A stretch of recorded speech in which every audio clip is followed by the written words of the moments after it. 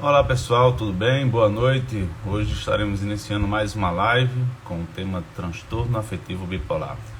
Vamos aguardar aqui as pessoas já ir entrando na sala para irmos conversando, dialogando. É um tema muito importante, muito crucial, importante nesta pandemia. Aguardando nosso amigo Rodrigo Souza, que vai estar moderando a nossa live de hoje.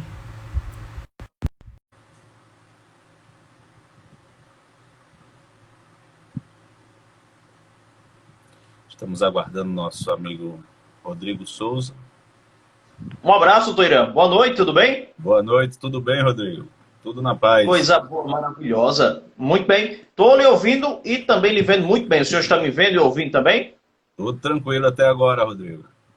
Muito bem. Então, para você que já está chegando aqui, já está conosco, já está comentando, muitos já estão aqui já desejando boa noite, a exemplo da Rita Ramalho. Para você, uma ótima noite, um bom domingo e, logicamente, mais uma semana que se passou. E em todo o término de semana, para início da outra semana, estamos aqui para conversarmos sobre vários transtornos e com certeza está dando norte para você que tem algum familiar ou que venha estar sofrendo também de algum transtorno. Estamos hoje com o psiquiatra Dr. Irã Pessoa, você que está acompanhando logicamente através do Instagram, @psiquiatra.irampessoa e também nosso Instagram, Rodrigo Souza, e também pode estar acompanhando ao término as nossas lives, que todo término já organizamos, colocamos lá no canal do YouTube, que é só colocar Dr. Irã Pessoa. Pode colocar lá no Google mesmo, Dr. Irã Pessoa, lá no YouTube, rapidamente já encontra. É o único, vê? Fácil demais de encontrar. E você pode estar, as outras lives já estão registradas também lá no canal do YouTube. Doutor Irã, o tema de hoje, transtorno afetivo bipolar, ou então vamos aqui resumir para o pessoal que já está acompanhando, bipolaridade, quais são as causas, quais são os tratamentos, para que o senhor possa estar trazendo já, de início, um aspecto geral sobre o que é o transtorno bipolar. Doutor Irã, fique à vontade. Então, pessoal, boa noite. Mais uma satisfação estar junto com vocês, levando conhecimento médico, psiquiátrico para a população, deixando mais acessível, né, esses transtornos psiquiátricos, tá? E auxiliando os familiares também em como conduzir, vamos dizer assim, esses pacientes, como identificar sintomas, como observar a evolução desses pacientes. Então vamos lá. O transtorno afetivo bipolar é um transtorno que afeta 1,6% da população geral. E ele é caracterizado por uma alteração ou por uma anormalidade na percepção do humor, né? Geralmente quem percebe isso são familiares. Geralmente o paciente pode até perceber que está um pouquinho mais anormal do que o que sempre foi. Mas geralmente a gente vai ter...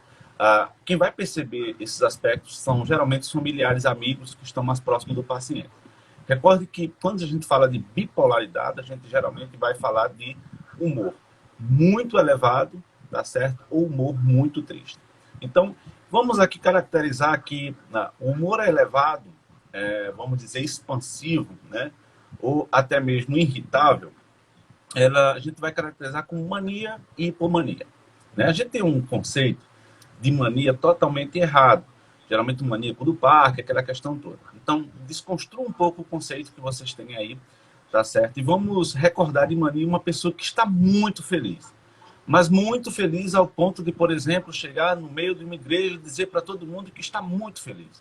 Uma pessoa que está, por exemplo, chegar numa sala de reunião, levanta assim, eu estou feliz, né? Então, uma pessoa que irradia esse humor, essa felicidade em exageros, tá certo?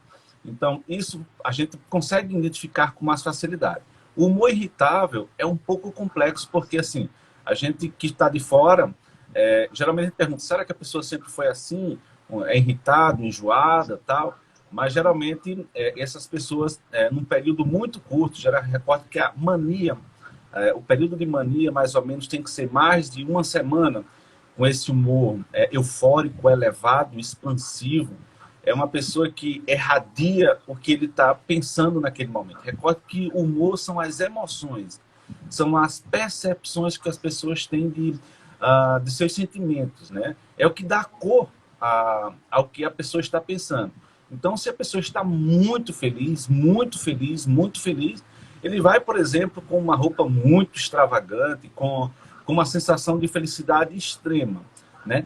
Essa felicidade, no caso da mania, ela é algo muito perceptível para quem está de fora, porque geralmente muda totalmente a questão da normalidade daquele paciente.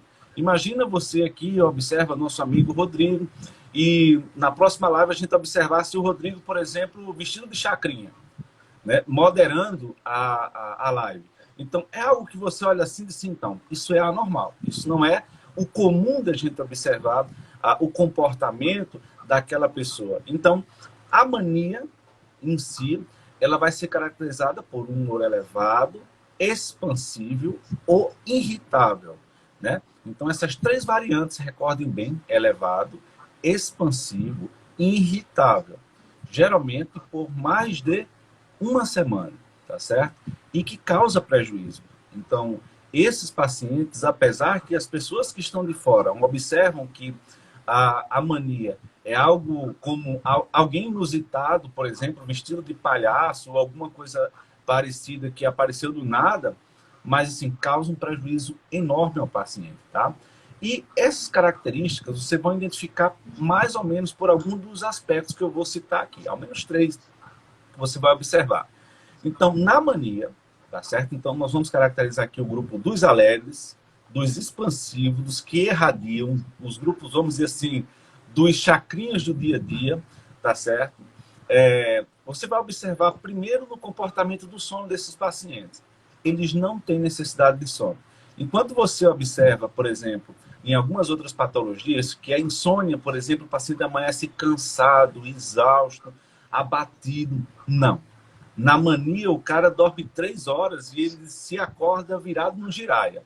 E ele acha, por exemplo, que ele tem todos os poderes, que ele tem muita energia, que ele diz assim, eu vou começar mais cedo, então às vezes 3, 4 horas da manhã. O paciente está limpando a casa, está lavando as coisas, está dizendo assim, eu vou fazer tese, vou fazer teoria. Então você observa que todas as vontades do mundo de fazer, esse paciente começa a ter, tá certo? Então você vai observar o sono. Geralmente quem é familiar, que às vezes tem um TAB, que observa que aquele paciente, numa determinada situação, já diminuiu a necessidade de sono, então o paciente que quer fazer muita coisa ao mesmo tempo, então a família já fica, será que não é uma recaída? Será que já não é o início de uma mania? Então o sono também é um norteador. Outra questão importante que a gente vai observar é a fala. Rodrigo, a fala é tão rápida, a fala é tão... o pensamento está tão acelerado que o paciente fala coisas que, por exemplo, vai atropelando palavras. Então, esse paciente vai ter uma pressão para falar. Então, por mais que você queira emitir, por exemplo, numa reunião, sua opinião, ele não vai deixar. Ele vai interromper, ele vai fazer aquela pressão para falar. Se ele estiver, por exemplo, numa fila de banco, você vai observar ele querendo falar de toda forma, muita gesticulação, né? Então, o paciente ele vai estar com um pensamento muito acelerado. Então, se ele está com um pensamento acelerado, provavelmente a fala do paciente ele também vai estar acelerado. Isso é um combo. Se você está pensando muito e muito rápido, né? Enquanto as pessoas, por exemplo, podem pensar muito rápido, mas isso não chega a se refletir no comportamento. Na mania, na bipolaridade, sim. Ele pensa rápido e age rápido também. Então, essa pressão para falar e essa rapidez na fala é uma característica importante. Outra coisa é a distratibilidade. O paciente se distrai facilmente. Às vezes, um estímulo mínimo, o paciente já saiu de uma coisa, já começou a outra. Ele geralmente não termina o que está fazendo, Rodrigo. Então, ele começa a varrer a casa e depois ele observa, por exemplo, que a mesa precisa ser espanada, ele já espana a mesa e quando está espanando a mesa, ele já acha que, por exemplo, precisa organizar um livro, ele organiza aquele livro, ele já não precisa, ele não termina as atividades, ele segue a qualquer estímulo. Então, se, por exemplo, na televisão apareceu a Fátima Bernardes falando sobre outra coisa, ele para tudo e começa a observar a Fátima Bernardes, enfim. Ele tem essa facilidade, por exemplo, de não se fixar. Geralmente, ele não consegue se fixar, por exemplo, numa live de 1 hora. Né? O TAB ele é muito rápido. Ele, por exemplo, quando está na mania, ele não consegue se fixar muito a reuniões, a atividades, a conversas, e se ele manter-se nessa conversa, é como protagonista, entendeu? Porque a grandiosidade é muito grande. Então, você observa no paciente uma pressão muito forte. Às vezes, o paciente às vezes chega no consultório e geralmente fala, eu sou formado em tantas coisas, eu tenho tantas pompas, eu tenho tantas coisas, tantas, vamos dizer assim, grandiosidades, né? No sentido de tanto acadêmico, quanto de pessoa, quanto profissional. Então, um paciente inflado, ele chega geralmente achando, né, um Deus, né? Geralmente na consulta. E geralmente o que ele está pensando? Como que está o pensamento dele? E o pensamento está dessa forma e o corpo está colorindo esse pensamento, né? Esse sentimento, tá certo? Então, o transtorno, na mania, você também vai observar um comportamento de uma elevação da energia. Rodrigo, é algo muito anormal.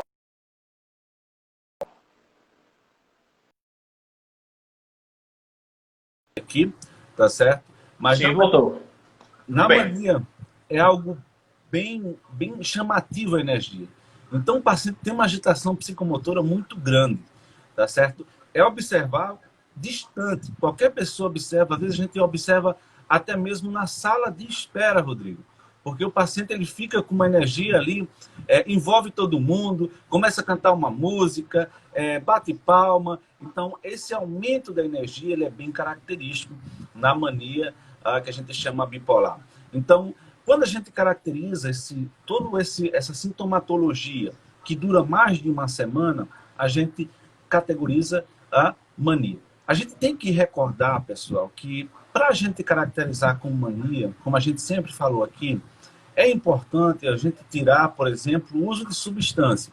Então, por exemplo, um paciente que está, por exemplo, sob o efeito de cocaína e de crack, ele vai ter algo bem parecido, entendeu? Então, a gente é preciso descartar, geralmente, o uso de substâncias durante esse período e condições médicas, né? Por exemplo, algumas patologias, como hipertiroidismo, também têm esse comportamento. Então, a gente tem que estar de olho nessas questões. Alguns tumor cerebral pode acontecer em alguns pacientes que podem ter esse comportamento. A gente tem que estar atento a condições clínicas que tem que descartar ao longo do diagnóstico do paciente. Recorde que a bipolaridade na psiquiatria é uma das patologias mais graves que nós temos. Entendeu? Primeiro, a esquizofrenia, segundo, a bipolaridade e terceiro, as questões de depressões e tudo mais. Mas geralmente são muito graves, entendeu? Então, a bipolaridade causa um prejuízo intenso no paciente. Rodrigo, imagina você que tem todo dia uma rotina e do dia para a noite existe uma modificação brusca no seu comportamento. Algo perceptível, algo que foge de si, que todo mundo observa assim. Então, essa pessoa está com alguma coisa, porque essa felicidade, essa expansibilidade desse paciente é muito grande. Isso acontece também, Rodrigo, porque assim, é mais fácil a gente ver o chacrinha, tá certo? Por exemplo, porque é muito colorido, né? Muito chamativo, né? Muito fora do comum. É observável, todo mundo observa esse paciente. Mas, por exemplo, a gente não observa um paciente que é irritável. Então, vai aí uma observação na questão da mania, naquele paciente muito irritado. Que ele tem todos esses aspectos que a gente falou, diminuição da necessidade do sono, a distratibilidade, a questão do aumento da energia, a fuga de ideias, a pressão para falar, o aceleramento na palavra, né, na fala, você observa o paciente muito rápido, entendeu? Então, todas essas características de grandiosidade também vão ter, só que o paciente vai estar irritado. Por exemplo, indignado com o sistema, indignado com tudo e com todos. Então, esse paciente, às vezes, passa desapercebido no dia a dia. Então, é importante aqui a gente chamar a atenção para que a gente possa estar fazendo um diagnóstico correto, tendo em vista que esse irritado geralmente é mais difícil de a gente observar, ou seja, das pessoas se darem conta que o paciente está na mania. Então, o que é, então? A gente caracterizou aqui a mania, ela dura mais, ela tem que durar todos os dias, a maior parte do dia, por no mínimo uma semana, tá certo? A mania geralmente vai durar aí, Rodrigo, em torno, né, de 1 mês, mais ou menos, a 4 meses, mais ou menos, 4 a 5 meses, tá certo? A mania. né? Quando não tratada, porque assim, quando o paciente já começa o tratamento, então todos esses aspectos, eles, vamos dizer assim, que desaparecem rapidamente. Mas quando não tratado, geralmente tem um transcurso natural. Então eles melhoram do nada também. Com 5 meses, mais ou menos, esse ciclo, ele termina, tá bem? Então, o que é hipomania? Tá certo? A gente caracterizou aqui a mania, é um paciente muito alegre, muito expansivo, muito irritado, a gente vai para a hipomania. A hipomania, Rodrigo, é bem parecido à mania. Só que o que é que a gente vai observar, o que vai ser mais chamativo nesses aspectos? Não causa tanto prejuízo. Você observa que o paciente TAB, quando entra numa hipomania, não quer mais sair dali. Porque é uma sensação de felicidade tão grande que tem nesse paciente, mas tão grande, que nenhum paciente que até hoje tenha tratado na hipomania ele quer sair. Se possível, ele quer passar a vida toda na hipomania. Porque é uma sensação que o paciente tem muito boa de energia, de vontades, né? Recorde que tanto na mania quanto na hipomania, alguém está falando aqui que travou a live. Vocês estão vendo tudo bem aí? Tudo ok? Foi no trechinho que o senhor pôde estar indo e voltando, e o senhor podia até constatar, mas já estamos de volta já, estou lhe ouvindo e lhe vendo muito bem. Então, na hipomania é muito difícil o paciente querer sair da hipomania. Então, esse aspecto é uma sensação muito boa. O paciente, e abre-se um parênteses aqui, Rodrigo, para alguns pacientes que na hipomania, quanto na mania, o uso de drogas, Rodrigo. Tanto o uso de drogas, quanto, por exemplo, atividades de risco. O paciente compra muito, tá certo? E às vezes você observa que esses pacientes, eles, por exemplo, vêm uma ideia mirabolante na cabeça de ser, por exemplo, abrir uma empresa ou ser dono de um supermercado. Eles começam a comprar muito. E nesse período, Rodrigo, fazem muita dívida, né? Sem se dar conta que estão fazendo muita dívida, porque a mente está com grandiosidade, o paciente está com muitas ideias na cabeça, e geralmente, se esse paciente tiver um cartão de crédito, ou tiver algum crédito, ou alguém que financia esse paciente, ele faz contas fora do comum, né? Chega pacientes até com dívidas que chegam assim, a valores estratosféricos que, né, não se é nem admitido, né, qualquer pessoa ter, porque compra demais. E, por exemplo, aqueles pacientes que geralmente têm alguma facilidade com jogos de azar, perdem tudo, porque eles apostam tudo achando que vai ser o dia da sorte, que vai ser o dia espetacular da sua vida, e vão muitas das vezes para um cassino, alguma situação, e perdem tudo, Rodrigo. Então, vale ressaltar aqui que na mania e na hipomania, essas facilidades, né, para o uso de substância é muito grande. Às vezes você observa que muitos pacientes que estão, por exemplo, nessas raves da vida, que, por exemplo, estão há semanas no ar, muitas das vezes é induzida por drogas, mas muitas das vezes o paciente previamente estava, por exemplo, com uma mania ou hipomania. Então, vale ressaltar aqui que a hipomania ela dura mais ou menos, Rodrigo, 4 dias, tá certo? É um período mínimo, né, para acontecer 4 dias mais ou menos, essa sensação que o paciente sente, que é observável por todo mundo, né, que está ao redor do paciente, tá? E a gente vai agora para o outro polo, ao inverso, né, no que é expansivo, grandioso, alegre, eufórico, vamos dizer, saímos do extremo, do chacrinha, e vamos entrar na parte mais depressiva. Então, quando a gente fala de humor, a gente vai caracterizar a alegria, a felicidade ou a irritabilidade muito intensa, e do outro lado a gente vai ter a depressão.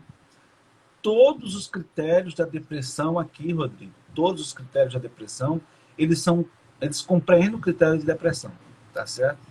Então, você vai ver o paciente, por exemplo, um período é muito alegre, muito disposto, muito feliz, é uma pessoa muito intensa, ele é irradiante, ele abraça todo mundo, ele gosta de todo mundo, e do nada o paciente entra em uma fase depressiva que ninguém entendeu, né? Há um mês o paciente estava aqui dizendo que amava todo mundo, que era a pessoa mais feliz do mundo, e agora você vai ter um paciente triste, né? Então, humor triste, sem ânimo, a voz já arrastada, falando bem devagar, tá certo? A necessidade de sono diminuída, mas o paciente quer dormir e não consegue, tá certo?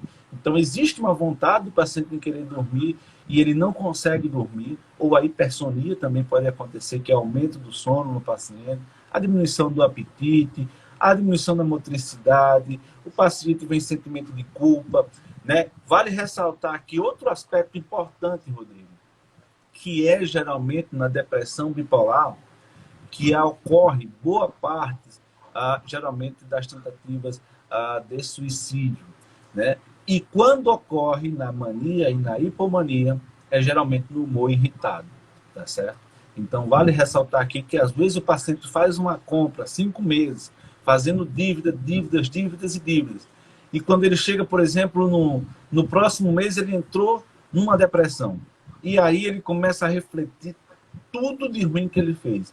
E aí, geralmente, ele entra num estado depressivo profundo, muitas das vezes grave, tá certo? Que, geralmente, a depressão bipolar, ela tem que cumprir mais de 2 semanas e ter mais de 5 sintomas desses que nós alertamos aqui, tá certo? Que vai ter a tristeza, a perda do interesse do prazer, aumento ou diminuição da necessidade de sono, aumento ou diminuição do apetite, o paciente vai ter uma agitação ou lentificação psicomotora, pensamentos de morte, né, ou ideação suicida, e esses pacientes vão ter sentimentos de culpa ou de inutilidade, tá certo? Então a gente tem que estar aqui bem atentos aos sintomas depressivos.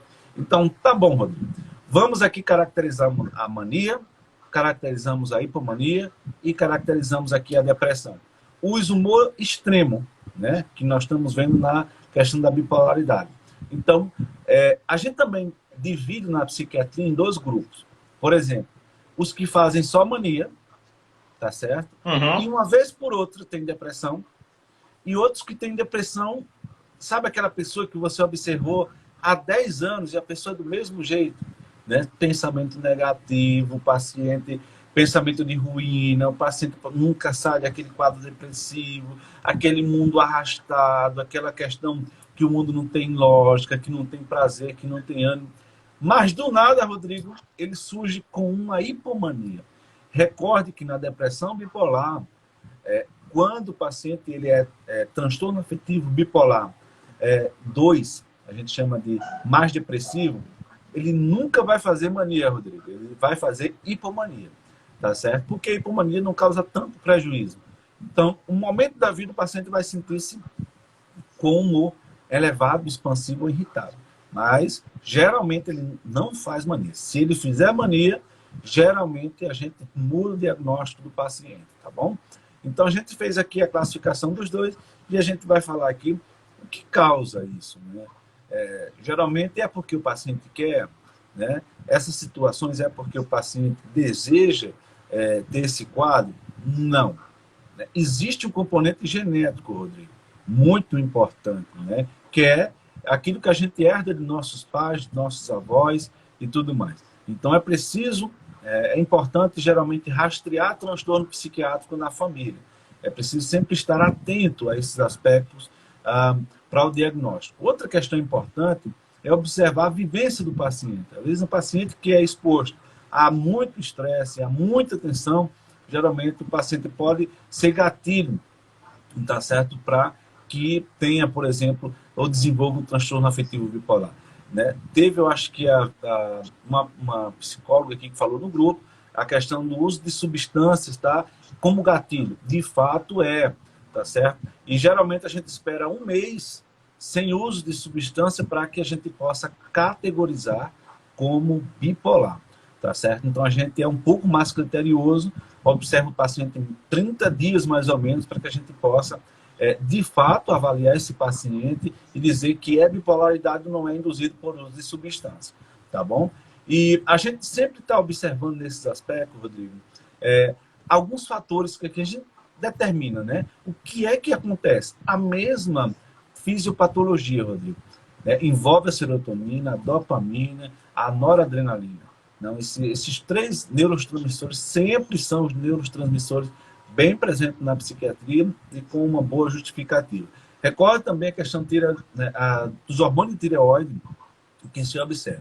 E outra coisa importante que é preciso a gente estar aqui levando para vocês, homens fazem mais mania do que mulheres. E mulheres têm mais depressão, tá certo? Bipolar, no caso, do que homens. Então, a depressão, no caso da mulher, também pode estar relacionada a seus hormônios, tá? Então, isso é importante a gente estar trazendo aqui para todos nossos ouvintes, tá?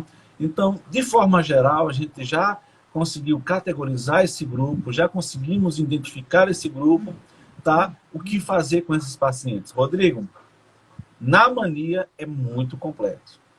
Na mania é muito difícil de tratar. Sabe por quê? Porque o chacrinha não se dá conta que ele é chacrinha, né?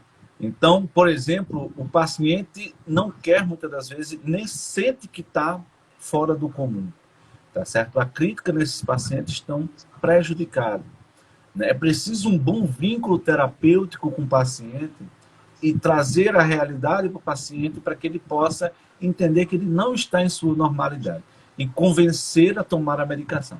É muito difícil, é preciso que, muitas das vezes, se tenha um vínculo com esse paciente muito grande para que ele possa aderir ao tratamento e a gente evitar uma internação.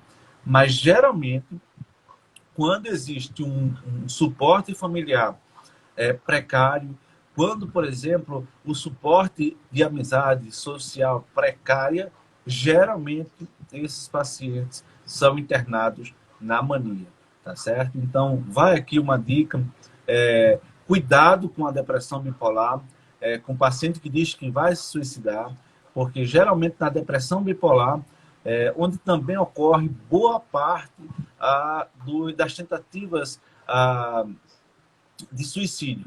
Então, a gente tem que estar atento nesses pacientes, o risco de autoagressão, porque geralmente no TAB depressivo isso pode ocorrer e é um fato, tá bem? Então, a gente sempre tem que estar atento a esses aspectos, Rodrigo. Então, o que a gente faz? O que a gente trata na prática? Tá certo? Se tem humor, para tudo, tá certo? Porque você pode ter psicose na psiquiatria que cursa com alteração de humor. Mas se tem humor, para tudo. No sentido de que para tudo? Tem que entrar nos diagnósticos de humor, tá certo?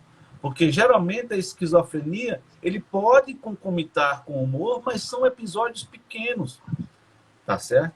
Na bipolaridade, você pode ter um delírio de grandeza, você pode ter alucinações. A gente até fala que no bipolar a gente não vai ter o delírio franco, né? Podendo até ser, mas é geralmente algo deliroide, parecido a um delírio, que muitas vezes você não vai ter a certeza que você vem da esquizofrenia, tá certo? O paciente, por exemplo, o delírio dele é de ser, eu não sei, eu acho, eu tenho uma percepção, mas tem ou não tem? Aquela pessoa quer ou não quer fazer mal, geralmente o paciente, na bipolaridade, ele fica em dúvida, na esquizofrenia, não. E recorde que na esquizofrenia existe algo que a gente chama de embotamento afetivo. Sabe o que é embotamento afetivo, Rodrigo? O paciente, Sim. Por exemplo, fica estático, igual a uma foto parada. Ele não consegue exprimir alegria ou tristeza. Então, na esquizofrenia, você vai observar isso muito importante, pessoal. É preciso que vocês observem muito. No paciente esquizofrênico, você observa que ele não emite mímica, né? Por exemplo, ele pode estar numa festa, né? Pode estar, por exemplo, num circo, todo mundo rindo, e é como se ele estivesse ali com a foto dele estática. Já no humor, não. Né? Já nos transtornos de humor, não. Você vai ter o paciente bem, vamos dizer assim, com maquiagem, com tudo chamando a atenção e tudo mais. Tá certo? Então, uma diferença bem importante aqui que a gente pode estar auxiliando as pessoas. Então, uma vez que a gente já diagnosticou, uma vez que a gente avaliou se a gente vai fazer o atendimento desse paciente no ambulatório, se a gente vai fazer o atendimento desse paciente no pronto-socorro, ou se vai fazer uma assistência a esse paciente no hospital psiquiátrico, o que vai dizer são os riscos. Então, você tem risco de heteroagressão, você tem um risco de autoagressão, você tem uma baixa adesão terapêutica, então um baixo vínculo familiar é importante, porque não adianta, por exemplo, você passar uma medicação se o paciente não vai tomar. O que adianta? Por exemplo, você dizer assim para o paciente, ele está com infecção grave, está entrando numa septicemia, você passou aqui um antibiótico potente, um meropenem, para o paciente, e o paciente não tomou.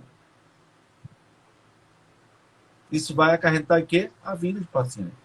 Então, é importante aqui que geralmente a gente observa muito, viu, Rodrigo, na psiquiatria, que geralmente as internações são por baixa adesão terapêutica. Então, quando a gente observa a baixa adesão do paciente, ele não quer aceitar que está doente, entendeu? Ele não toma porque ele pensa que está bem, que está tudo ok, que as pessoas estão querendo tirar ele daquele momento feliz, agradável, né? Super irradiante, tá certo? Então, isso, a baixa adesão terapêutica hoje é um dos problemas na psiquiatria, né? E justamente também a família, quando não tem esse suporte familiar, geralmente são pacientes com muita internação psiquiátrica, né? Com muitas crises repetitivas, né? Com histórico de agressões, de autoagressão, né? Que geralmente a gente diz, Rodrigo, que um TAB, chama de TAB, que é o transtorno afetivo bipolar, né? Um TAB que tem muitas crises ao longo da vida, ele tende no final a parecer uma esquizofrenia, viu, Rodrigo? Porque ele queima... Muito bem. Doutor Irã, Sim. só rapidamente, a live do senhor travou alguns segundos, mas para o pessoal que está acompanhando a nossa live, o tema hoje é o transtorno afetivo bipolar ou bipolaridade, como assim você queira. Deixa eu abraçar o pessoal que está acompanhando. A Mary Cida, que está acompanhando lá na cidade de Mari, doutor Irã. Também o David, em João Pessoa, na capital do estado da Paraíba. Também o Daniel Queiroz, na cidade de Solânia. Então, para você que está acompanhando também, pode deixar seu comentário com a sua cidade, seu questionamento também. O interessante é você também deixar o local que você está acompanhando, para a gente poder estar mandando um abraço para todo o pessoal que está acompanhando. Por exemplo, na cidade de Mari, pessoal que tem um acompanhamento na Medical Vita com o doutor Irã, também tem a Medical Vita na cidade de Solânia e o pessoal acompanhando. Até agradecer já a todos essa semana, doutor Irã, onde está batendo os 4.000 seguidores no Instagram, @psiquiatra.irampessoa. Pronto, doutor Irã, sua live já está muito boa, viu? Já não está mais travando. O pessoal aí que por muitas vezes vinha travar consequentemente, foi por esse espaço que a gente pôde já estar aqui para recarregar a live do doutor Irã. E, doutor Irã, deixa eu aproveitar já que o senhor estava no tema, a Lenise, ela colocou o seguinte questionamento. Quais os impactos sociais o transtorno bipolar pode chegar a trazer na vida do portador? Ele pode levar uma vida normal e principalmente no trabalho, doutor Irã? Pode sim. Tratado, a gente pode ter, por exemplo, um TAB. Geralmente, recorde que o TAB, muitas das vezes, ele pode chegar a cargos altos, tá certo? Então, ele pode chegar a grandes cargos, né? Incluso grandes cargos de empresas. Recorde que o TAB, assim, se ele é tratado, ele, por exemplo, tem uma vida normal, tá certo? Então, por exemplo, quando o paciente já sente algo diferente acontecendo, a família percebe, já inicia o tratamento precocemente, geralmente ele consegue ter uma qualidade de vida boa.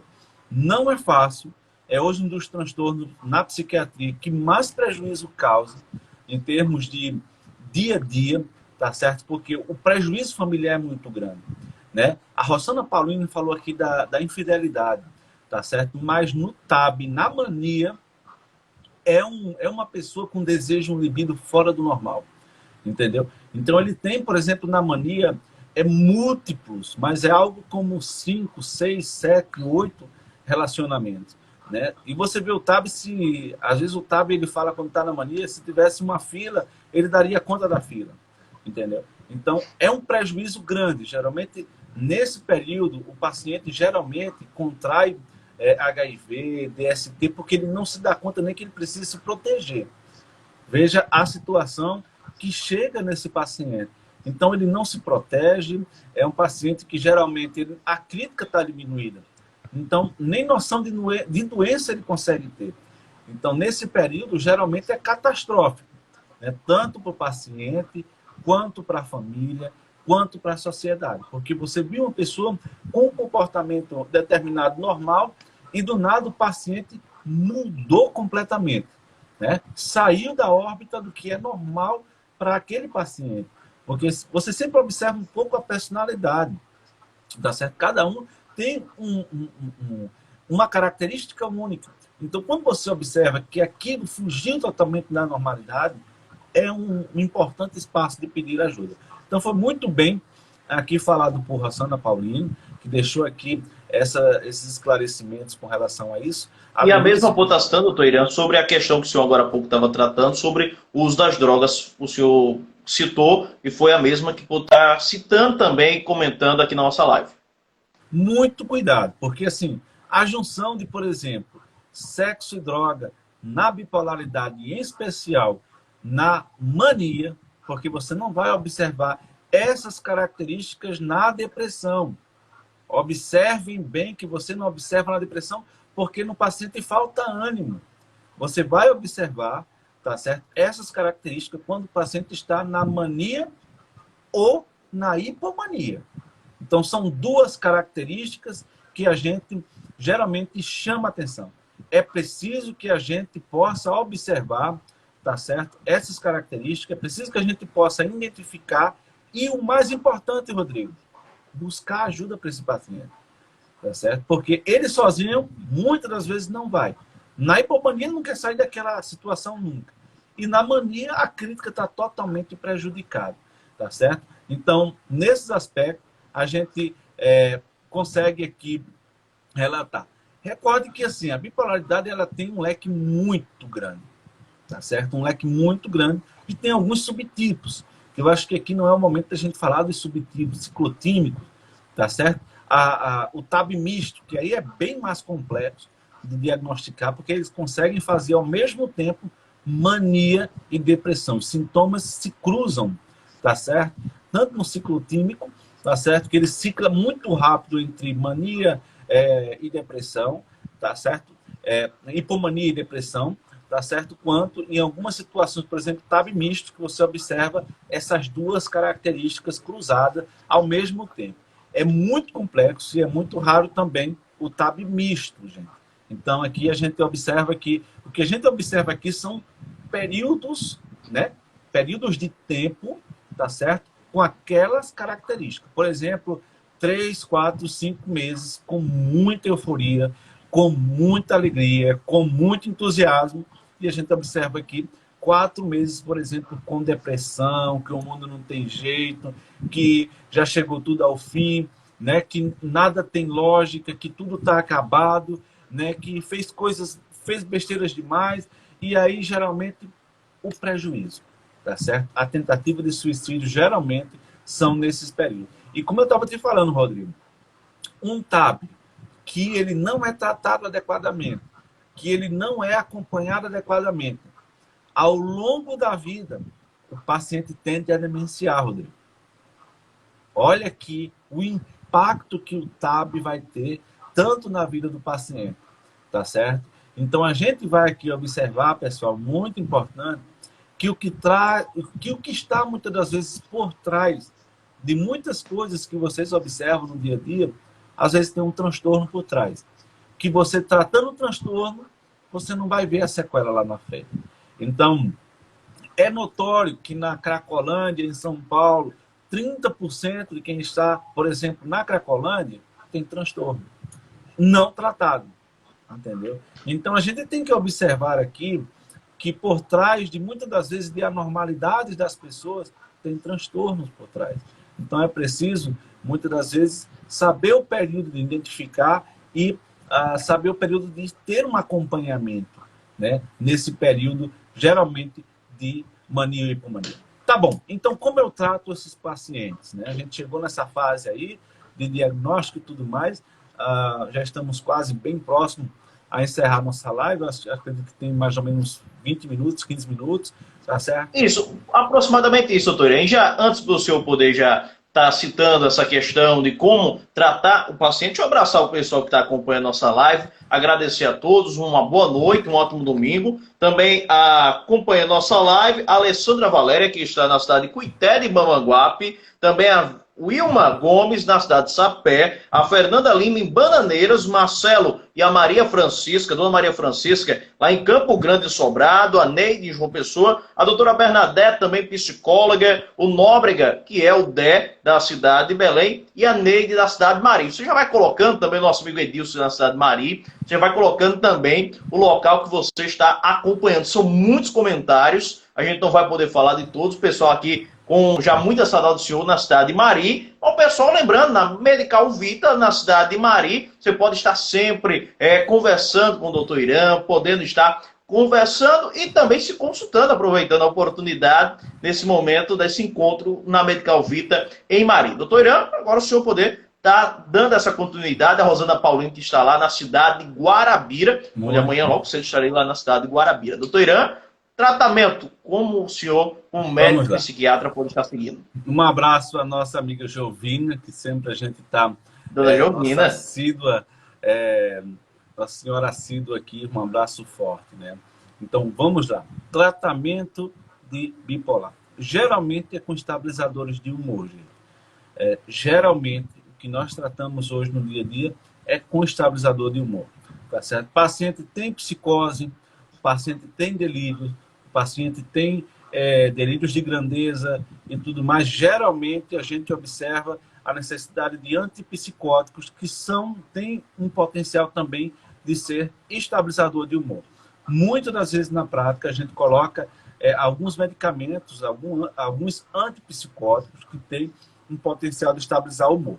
Mas para mania, para hipomania e para depressão, ainda está preconizado os estabilizadores de humor, em especial carbonato de lítio. Então, aqui é um dos melhores no mundo, tá certo? Para o acompanhamento dessa clientela, tá certo? Nem, vamos dizer assim, todos os pacientes têm que ver o perfil de cada paciente, né? As contraindicações e tal, e confirmar o diagnóstico, porque não é, por exemplo, com algumas características que eu percebi, que eu vi, que o meu vizinho viu, né? É importante um acompanhamento psiquiátrico, tá certo? Para o uso desses fármacos, tá certo?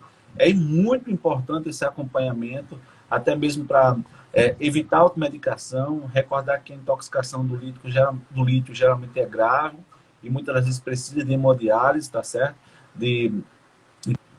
Tá certo? E aqui a gente vai falar tanto desses estabilizadores de humor, quanto antipsicóticos, tá certo? E alguns antidepressivos. Gente, cuidado com antidepressivo, tá certo? A gente vê por aí as pessoas prescrevendo antidepressivo como se prescreve, por exemplo, dipirona. Recorde que um antidepressivo, em alguns pacientes, pode desenvolver TAB, Rodrigo, tá certo? E a única forma de saber se é do antidepressivo que turbinou o paciente demais ou não, muitas das vezes aguardar um mês, tá certo? Sem aquele antidepressivo para a gente ver o que ficou, tá certo? Mas geralmente, né, a gente tem que descartar aqui, por exemplo, os transtornos afetivos, por exemplo, as manias induzidas por antidepressivo. Cuidado, tá certo? Tem antidepressivo que se utiliza, que muitas das vezes ciclam o paciente, tá certo? Então a gente tem que estar aqui atento. E quando não ciclam o paciente, muitas das vezes abre um quadro de bipolaridade. Então é preciso estar atento, é preciso fazer um acompanhamento para que muitas das vezes a gente possa prevenir situações complexas. Então cuidado com os antidepressivos que estão sendo prescritos por aí, né? Sempre tenha aquele acompanhamento, porque geralmente o seu médico, se ele desconfiar ao longo da vida alguns sintomas de TAB, ele vai ter cautela em prescrever medicamentos, tá certo, que possam atuar, por exemplo, para depressão nesses pacientes. Geralmente ele vai opinar mais pelo estabilizador de humor, tá certo? Em algumas situações que for essencial, imprescindível a prescrição, muitas das vezes tem que ir acompanhado com estabilizador de humor, para que até possa evitar que o paciente cicle. Mas só se o paciente, se o médico que vem acompanhando o paciente, que vem assistindo o paciente, desconfiar que ao longo da vida ele teve algum episódio parecido, tá certo, à mania. Então ele vai ali, muitas das vezes, muito cauteloso quanto depressivo, né, na depressão. E recorde que, geralmente, o que é efetivo para depressão bipolar não é antidepressivo, é estabilizador de humor. Entendeu? Então, aqui, muitas das vezes, o paciente olha para mim e diz, tá, mas eu estou com depressão, eu não estou levando nenhum antidepressivo, né? Não estou entendendo nada. Então, a gente explica, volta a explicar, tá certo, a questão do estabilizador de humor. Se a gente acompanhou esse paciente a longo prazo, já viu ele numa mania, ou já viu ele numa hipomania, a gente não vai utilizar antidepressivo. E se a gente utilizar antidepressivo, ele já vai estar com uma carga estabilizador de humor, né, ao ponto de poder conseguir amenizar impacto. Então, é importante aqui a gente estar esclarecendo a farmacologia, porque a gente tem visto tudo no dia a dia, né? As prescrições, vamos dizer, essas prescrições mirabolantes, né? E do próprio paciente, muitas das vezes, que ele se automedica e ele é o seu próprio médico. Então, tem que ter cuidado, porque as questões de psicotrópicos, gente, é coisa muito séria, tá certo? Medicamentos que podem estar sendo utilizados, né? Que podem estar abrindo o quadro. Por exemplo, uma pessoa que... Quantas pessoas aqui, por exemplo, que vai fazer concurso e usa Ritalina? Abre um quadro de mania. Se o paciente tem um risco, né, já tem a predisposição genética, quando você coloca, por exemplo, um medicamento a esse paciente, ele turbina, né? Uma Ritalina num paciente bipolar, numa mania, ele pode chegar ao ponto de, por exemplo, ele querer voar, por exemplo. Algo muito fora do normal, né? É a mesma coisa que você, por exemplo, o paciente da mania, né? Ele já acha que é o Deus, acha que tem poderes especiais e, por exemplo, ele usa cocaína. É um paciente que geralmente ele vai terminar causando um acidente, ele vai terminar causando uma situação que geralmente é extrema, porque você está dando um estimulante para um paciente que já está turbinado. Entendeu? Então, é um pouco nesse aspecto. Porque às vezes a pessoa chega de um lado e diz, mas eu tenho déficit de atenção, né? Gente, cuidado, né? Quando às vezes você tem dificuldade de concentrar, às vezes você olha assim, não, mas eu tenho muita dificuldade de me concentrar, né? Até mesmo porque pode ser uma depressão. A depressão cursa com justamente lentificação do pensamento. Entendeu? O paciente tem dificuldade para recordar nomes que leu. Entendeu? E não ser essencialmente um transtorno de hiperatividade, entendeu? Um déficit de atenção e de hiperatividade. Então, geralmente as pessoas buscam acompanhamento psiquiátrico e às vezes elas veem, certo, que aquele diagnóstico, certo, por exemplo, que eu tenho, vamos dizer assim, transtorno de déficit de atenção e hiperatividade, chega lá com você tudo certinho e às vezes você vê uma depressão por trás. Você observa, às vezes, uma mania, que o paciente não consiga, ele tem a distratibilidade, ele não consegue ficar, ele não consegue fixar. Né? O pensamento dele é disperso. Se, por exemplo, alguma coisa que saiu aqui, que bateu aqui, o paciente já sai daqui e já entra em outra coisa. Entendeu? Ele não consegue seguir uma linha de raciocínio lógico. O paciente vai muito longe. Se você deixar, muitas vezes, o paciente chega a coisas absurdas. Né? Então, assim, é importante ressaltar aqui, cuidado com o medicamento. Cuidado com Ritalina. Tá certo? Principalmente aquelas pessoas que estão no concurso do dia a dia, tá certo? E que do nada, aquele paciente vinha lá, estava estudando bem, do nada o paciente deixou tudo e foi para uma rave. Isso é complicado, tá certo? Então a gente vem falar aqui a nossos ouvintes que o manejo do paciente bipolar hoje ainda é uma incógnita. É muito difícil, Rodrigo. Muito complexo. Mas assim, tem tratamento? Tem tratamento. Isso é que é o mais importante. Né? Tem acompanhamento? Tem acompanhamento. Né? O paciente bipolar é geralmente um diagnóstico que o paciente olha e diz assim, então, doutor, é isso que eu tenho? Então, o impacto que a bipolaridade tem na vida do paciente, né, nas áreas de trabalho do paciente, é uma coisa assustadora. Tanto no trabalho quanto na família. Entendeu? Porque é um paciente que geralmente ou ele vai estar irritado, ou eufórico, expansivo, ou ele vai estar depressivo. E todos esses transtornos causam prejuízo. Então, é difícil o manejo, porque muitas das vezes você não tem uma família continente. Você, às vezes, não vê crítica no paciente que ele possa, por exemplo, entender que ele está doente. Que é o que acontece com muitos dos pacientes. O entendimento que eu não estou bem, que eu estou doente, entendeu? Que preciso de ajuda. Então, é nesses aspectos que vale o apoio familiar, o apoio social. Muitas das vezes você observou que, por exemplo, a família, Rodrigo, não é continente, mas os amigos são.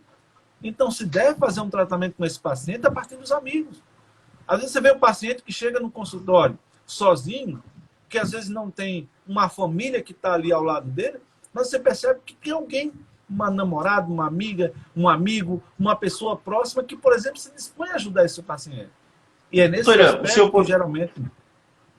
Doutor Irã, o senhor colocou aí a questão da família, colocou também questões de amigo, mas o paciente que vem a sofrer desse transtorno, ele pode se identificar, procurar ajuda ou quase nunca isso acontece? O paciente não consegue identificar que ele está sofrendo esse transtorno? Geralmente, na depressão, ele vem sozinho. Quando a depressão é grave, né, geralmente quase com delírio, niilismo, o paciente geralmente com delírios de ruína, que ele mesmo cansou de si, entendeu? Esse paciente é um pouco complicado porque ele já não tem mais força nem de pedir ajuda, tá certo? Geralmente na hipomania ele não vai pedir ajuda, Rodrigo. Porque ele não vai pedir ajuda porque ele se sente muito bem, né? Então, sabe aquele dia que você amanheceu com muita felicidade, com muito ânimo, você quer fazer tudo, né? Você acha que tem poderes, você acha que que quer fazer tudo ao mesmo tempo. Essa situação, muitas vezes, o paciente não quer sair dela, entendeu? Porque ela é muito boa e ela é muito confortável para o paciente, entendeu? Na mania é bem mais grave, porque nem se dá conta que está na mania, entendeu? Ele começa, por exemplo, de 3, 4 horas da manhã a, por exemplo, fazer os afazeres de casa. Se ele, por exemplo, trabalha numa determinada empresa, ele está abrindo a empresa, limpando a empresa, já está adiantando um bocado de coisa, só que muitas vezes ele não termina nada. Você observa que nesse paciente TAB, ele, por exemplo, pega 5, 6 pós-graduação e não conclui.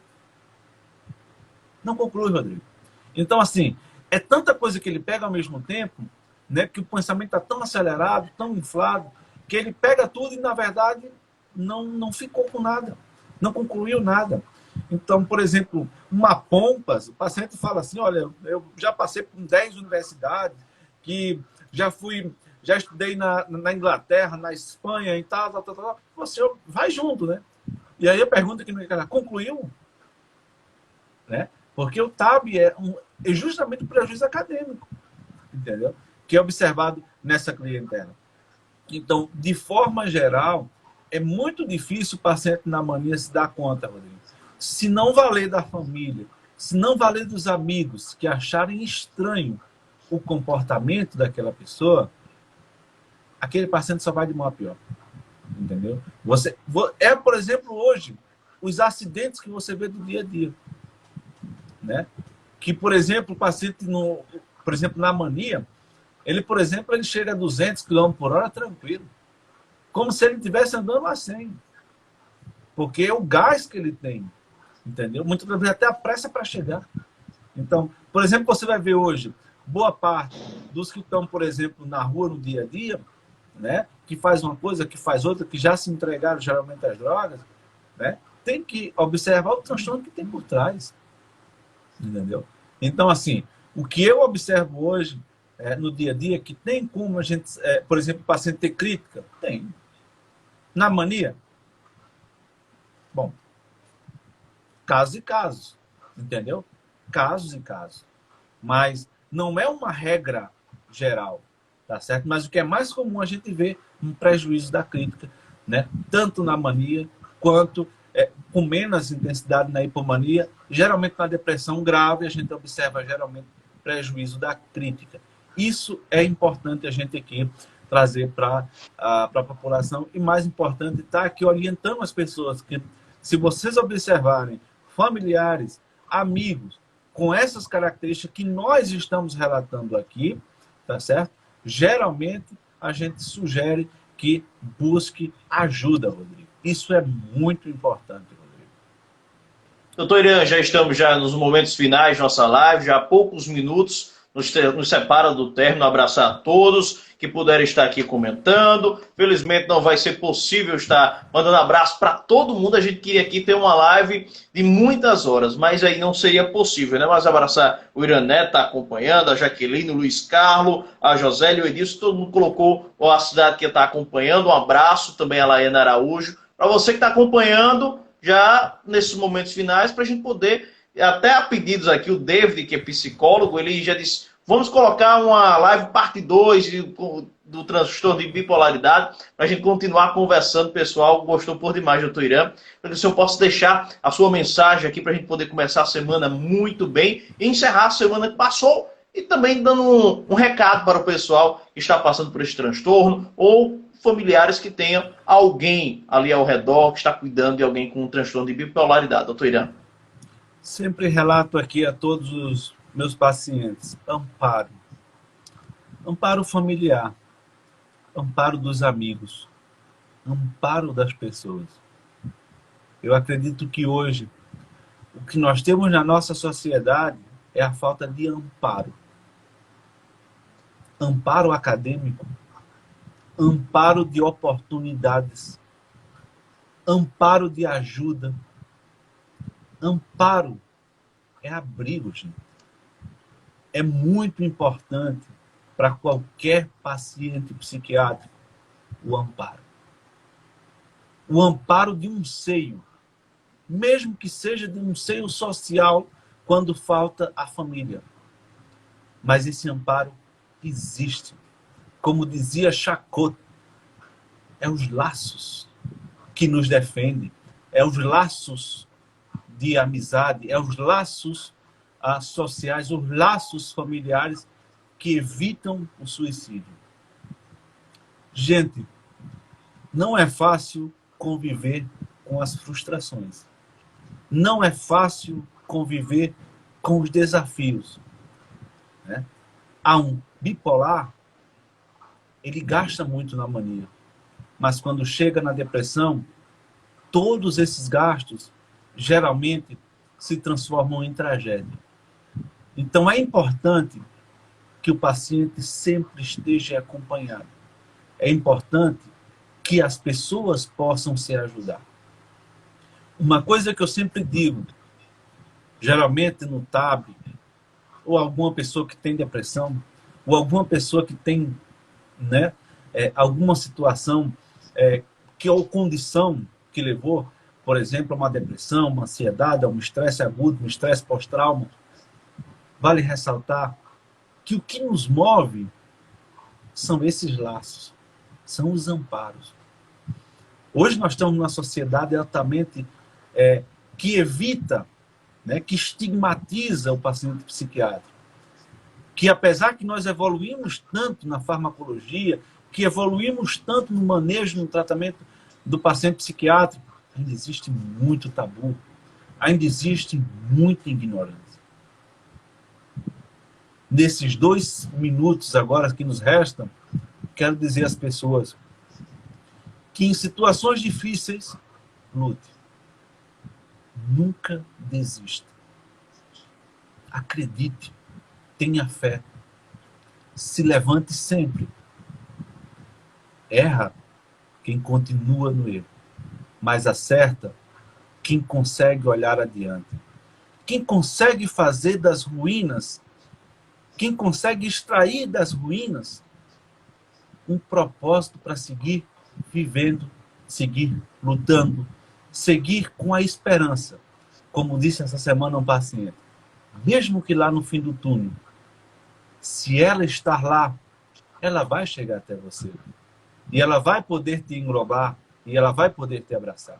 Então, a todos os meus pacientes, nunca desista. Se o momento muitas das vezes, para você chorar, chore. Mas olhe e acredite sempre no amanhã. E acredite que como pessoa você pode ser melhor. Que como pessoa você pode surpreender o mundo. Mas sempre olhando adiante. Sempre firme nos seus propósitos. Gente, rumo é o que faz, muitas das vezes, uma superação dos nossos pacientes. Dê rumo, dê cores à vida, né? Então, trabalhe cada vez mais, estude cada vez mais, tente se socializar cada vez mais, tente ser mais amigo e mais grato com o outro cada vez mais, que assim podemos, quizás, amenizar a dor dos nossos pacientes e, quizás, modificar.